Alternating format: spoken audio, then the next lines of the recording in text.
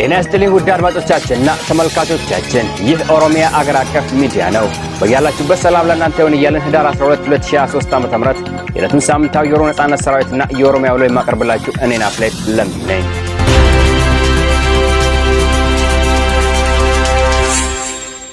ፈርጣማው የኦሮሞ ነጻነት ሰራዊት ጠላት ላይ እርምጃ መውሰዱን ቀጥሏል።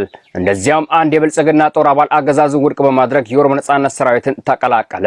ዝርዝሩን እንደሚከተለው እናቀርብላችኋለን። የኦሮሞ ጋሻና ጥላ የሆነው የኦሮሞ ነጻነት ሰራዊት በደቡብ ኦሮሚያ በምዕራብ ጉጂ ዞን በዱግዳ ዳዋ ወረዳ በዶጎ ዱቂሳ ቀበሌ ለገቀዌ በሚባልበት ልዩ ስፍራ ህዳር 11 2023 ዓ.ም ከማለዳው 12:30 ጀምሮ በፍተሻ ስም በተሰማሩት የብልጽግና ጦር ላይ በወሰደው እርምጃ በጥይቶች ማዕበል ጠላትን ከአፈር ቀላቅሎታል። በዚህ ጥቃት ላይ 35 የጠላት ኃይላት ሲገደሉ 31 ቆስለዋል። የተቀሩት የጠላት ኃይላት በ14 መኪናና በ15 ሞተር ሳይክል አስክሬናቸውና ቁስላቸውን ጭነው ወደ ዱግዳ ዳዋ ፊንጫ ከተማ አምርተዋል።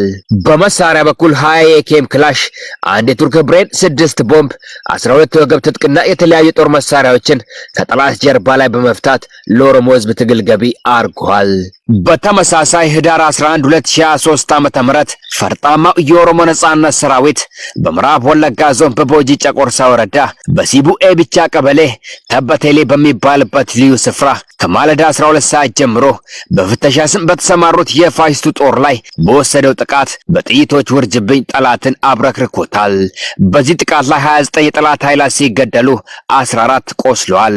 እናም 2 ስሪኤፍ የጠላት መኪናን አውድመዋል። በመሳሪያ በኩል 7 የኬም ክላሽ፣ 6 ታጣፊ ጠመንጃ፣ 3 የቱርክ ክላሽ፣ 1 የራሽያ ክላሽ፣ 960 ጥይቶች፣ 32 ካዝና፣ 8 የወገብ ትጥቅና የተለያዩ ጦር መሳሪያዎችን ከጠላት ጀርባ ላይ በመፍታት ለኦሮሞ ህዝብ ትግል ገቢ አርጓል።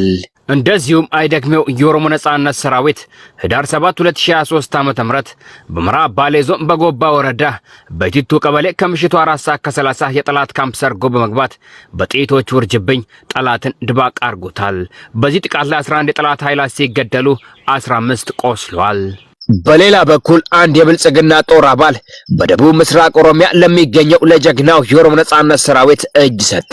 ህዳር 9 2023 ዓ.ም በምስራቅ ሸገር ዞን በወሰት ወረዳ የሚገኘው የብልጽግና ሰራዊት አባል የኦሮሞን ህዝብ እያሰቃየ ያለውን የተረገመውን የብልጽግናን አገዛዝ ውድቅ በማድረግ በደቡብ ምስራቅ ኦሮሚያ ከሚገኘው የኦሮሞ ነጻነት ሰራዊት ጭብራ ሃምባ አኖሌን ተቀላቅሏል።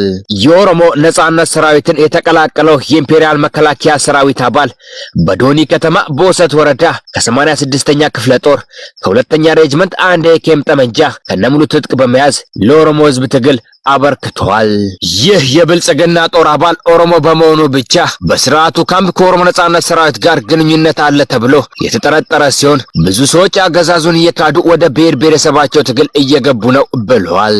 በመጨረሻም ይህ አባል በተደጋጋሚ ያጋጠመኝ ችግርና ብልጽግና ለኦሮሞ ህዝብ ያለው አመለካከት ህዝቡን መስበርና ኦሮሞማን ረስተን እጅና ጡታችንን የቆረጠ ኢትዮጵያዊነትን ማወደስ መሆኑን ተረድቼ የብልጽግናን ካምፕ ውድቅ አድርጌያለሁ ሲል አክሎ ገልጿል።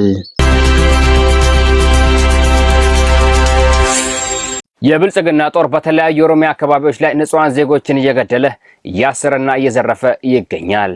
በሌላ ዜና የብልጽግና ጦር አባላት በኦሮሚያ በተለያዩ ማዕዘኖች ንጹሃን ዜጎችን እያሰረ እየገደለና እያሰቃየ ይገኛል። ይህን በማስመልከት በቄለም ወለጋ ዞን አንፊሎ፣ ግዳሚና በማሎጊ ወለል ወረዳዎች የፋሽስቱ ፒፒ ጦር 2 ሰላማዊ ዜጎችን አቃጥሎ ሌሎችን ደግሞ በጥይት አቁስሏል። በአብይ አህመድ እረኞች በሳት ተቃጥለው የሞቱት የፋንድቻ መንደር ነዋሪ ዳንኤል ደሳለ ገረሱና አማን ክብረቱ በማሎጊ ወለል አውራጃ የፈንድቻ መንደር የዳቤ አካባቢ ነዋሪ ሲሆኑ ያቃጠላቸው የነበረው ጳውሎስ ተፈሪ ተቃጥሎ በአሁኑ ወቅት በደምቢዶሎ ሆስፒታል ሕክምና የተደረገለት መሆኑን ነዋሪዎቹ ተናግረዋል። በተመሳሳይ በግዳሚ ወረዳ ላሎ ገሬ መንደር አንድ የኦርቶዶክስ እምነት ተከታይ ቄስና አንድ ወጣት በፋሽስቱ ጦር ተገሏል። የኦርቶዶክስ ቤተክርስቲያን ቄስ ደበላ ተፈሪ ሁንዴሳ ይባላል እና የመንደሩ ወጣት ነጋሽ አያሌ ሁንዴሳ ይገኝበታል።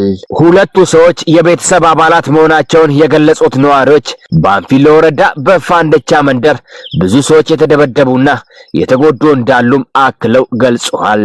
ከተጎጂዎቹ መካከል የፋንደቻ አንደኛ ደረጃ ትምህርት ቤት አስተባባሪ መምህር መልካሙ ቶሊና፣ ያዕቆብ ሮባ በሪ፣ ብርሃኑ ያደታ፣ ፋንታ ጦርነ፣ ቡልቻ አብዲሳና ሌሎች በርካታ ሰዎች በብልጽግና ጦር እየተንገላቱ ይገኛሉ ሲሉ ነዋሪዎች ለኦሮሚያ አገር አቀፍ ሚዲያ ገልጸዋል።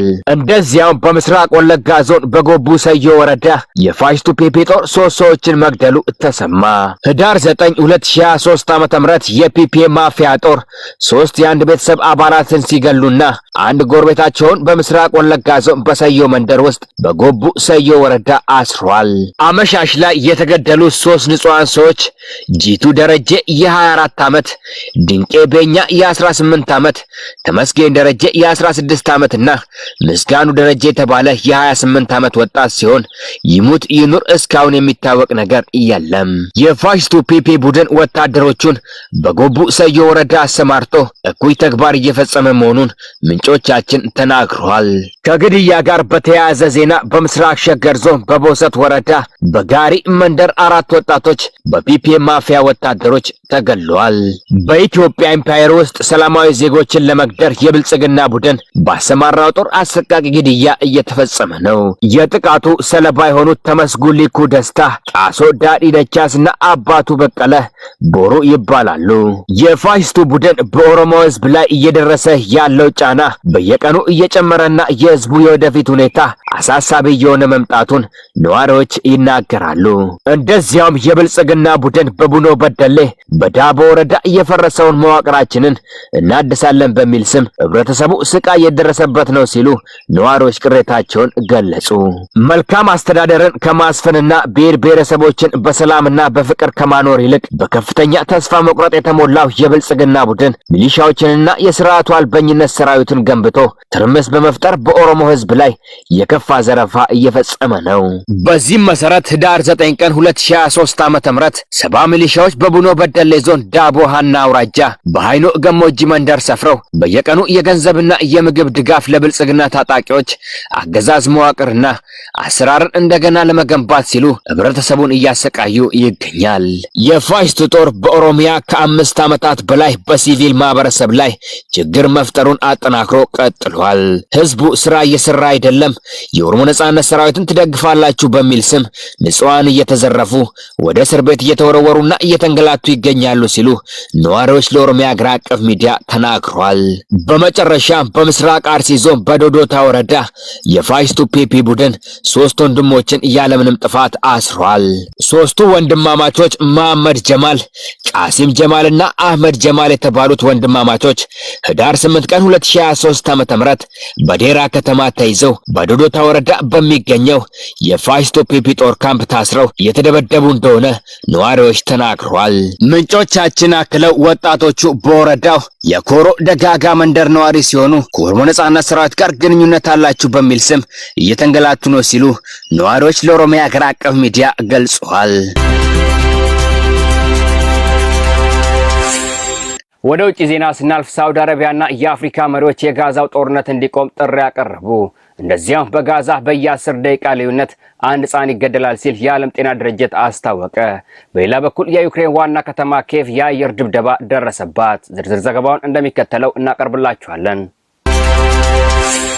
ሳውዲ አረቢያና የአፍሪካ መሪዎች የጋዛው ጦርነት እንዲቆም ጥሪ ያቀረቡ። የሳውዲው ንጉስ መሐመድ ቢን ሰልማን የጋዛው ጦርነት እንዲቆም ጥሪ አቅርበዋል። የንጉሱ ጥሪ በሪያድ ስብሰባ ላይ በነበሩ የአፍሪካ ሀገራት መሪዎች የጋራ መግለጫም ላይ መስተጋባቱን ሮይተርስ ዘግቧል። መሐመድ ቢን ሰልማን በሪያድ በተካሄደው የአፍሪካ ሳውዲ ስብሰባ ላይ በጋዛ ሰርጥ በእስራኤል ወረራ እየደረሰ ያለውን ጥቃት፣ የንጹሃን ግድያና የዓለም አቀፍ ሕግ ጥሰት እናወግዛለን ብለዋል። ንጉሱ ንጉሱ አክለውም ጦርነቱና ፍልስጤማውያንን አስገድዶ የማስወጣት ተግባር መቆም አለበት ሲሉ ተናግረዋል። ከትላንት በስቲያ በጋዛ ሆስፒታሎች ላይ በደረሰ የአየር ጥቃት 27 ሰዎች መገደላቸውንና በሆስፒታሎች አካባቢ የእግረኛ ጦር ውጊያ መደረጉን የፍልስጤም ባለስልጣናት ተናግረዋል። የእስራኤል ጦር በጋዛ ከተማ መሃል ባሉ የሐማስ ምሽጎች ላይ ጥቃት እያደረሱ ይገኛሉ። ባለፈው ጥቅምት ወር ሐማስ የእስራኤልን ድንበር በመጣስ ያደረሰውን ያልተጠበቀ ጥቃት ተከትሎ እስራኤል እያደረሰች ባለው የመልሶ ማጥቃት ከ11,000 በላይ ሰዎች መገደላቸውን የፍልስጤም ባለስልጣናት ተናግሯል።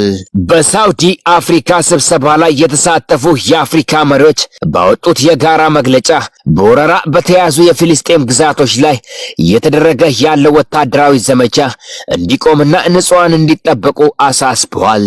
ዓለም አቀፍ የሰብአዊ መብት ድርጅቶችና በርካታ ሀገራት እስራኤል በጋዛ ተኩስ እንድታቆም ቢጠይቁም እስራኤልና አጋሯ አሜሪካ የተኩስ አቁሙን ሐሳብ አይቀበሉትም ሲል ሮይተርስ ዘግቧል። በሌላ በኩል በጋዛ በየ10 ደቂቃ ልዩነት አንድ ሕፃን ይገደላል ሲል የዓለም ጤና ድርጅት አስታወቀ። የድርጅቱ ዳይሬክተር ጀነራል ዶክተር ቴድሮስ አዳኖም በጋዛ የ10 ደቂቃ ልዩነት አንድ ሕፃን መሆኑን ለተባበሩት መንግስታት ድርጅት የጸጥታው ምክር ቤት ተናግሯል።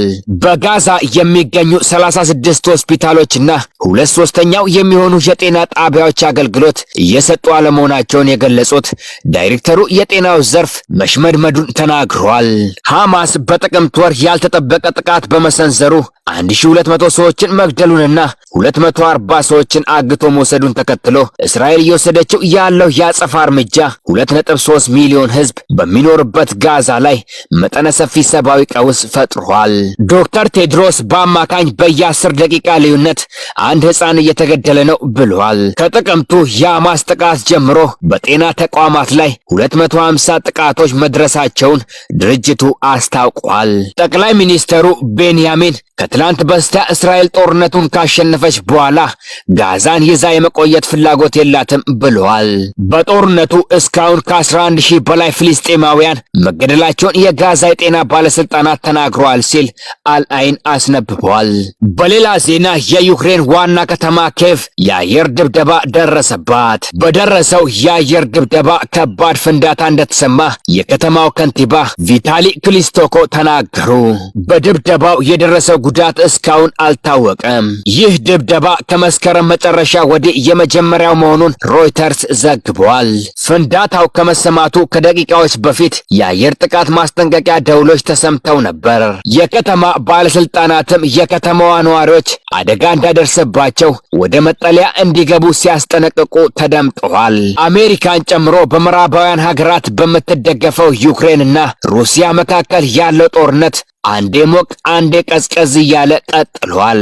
ሩሲያ ልዩ ባለችው ወታደራዊ ዘመቻ አወዛጋቢ የሆነ ህዝብ ውሳኔ በማድረግ 4 የዩክሬን ግዛቶችን ወደ ራሷ ጠቅልላለች። ሁለቱን ሀገራት ለማስማማት የተደረገው ዲፕሎማሲያዊ ጥረቶች ውጤት አላመጡም ሲል ሮይተርስ አስነብቧል። ውድ አድማጮቻችንና ተመልካቾቻችን የዛሬውን ያዝንላችሁ ሳምንታዊ የኦሮሞ ነጻነት ሰራዊትና የኦሮሚያ ውሎ እዚህ ላይ እናገባዳለን። በሌላ ፕሮግራማችን ላይ እስክንገናኝ ድረስ ብሩህ ጊዜን ተመኘን።